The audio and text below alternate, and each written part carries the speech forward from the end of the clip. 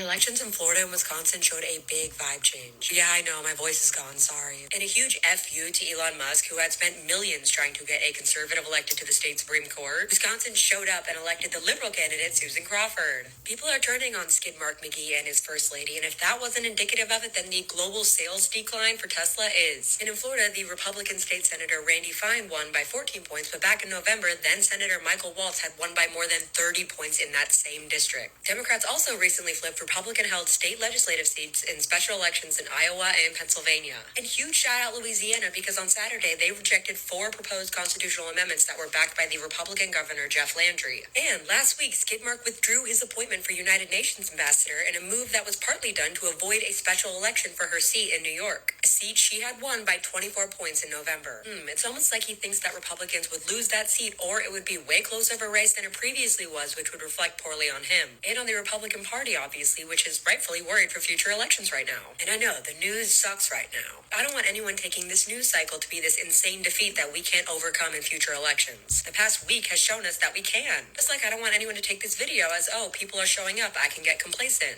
No. Be a part of that group. Be the reason that a Republican lost. Be the reason that a conservative constitutional amendment got rejected. And if only to boost morale, take these wins. Silver linings are there for you to look at. And right now, more than ever, it's important to look at them. If you're not following Emma, you should be. I've been following Emma for a few years now, and she is always spot on. Seriously. And we're seeing what happened the last time around. Unfortunately, we had some people that were standing on their moral superiority that wouldn't vote for the Democratic candidate, so the Republican winds up winning. Then we see a massive backlash to that, and for years, we see the Republican Party lose special elections. We see them lose midterm elections. We see them lose the next presidential election. We see them stop a red wave from happening because people keep pushing back. And then what happened? We got a series of people that just stood on their moral high ground again, allowed Trump to win again, and then here we are seeing the backlash to that. We're seeing special elections go our way. We're seeing referendums getting knocked down that we don't want to see put into place.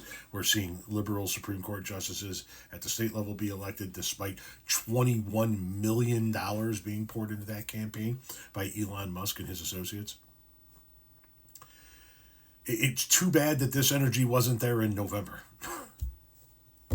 Then we wouldn't have to have the pushback against the fascism. We could have just kept the fucking fascism out. But she's absolutely right. Once again, if you're not following Emma, please do so. You're going to get some pretty good information out of her, and she's going to break it down concisely, and in a way that people can understand it.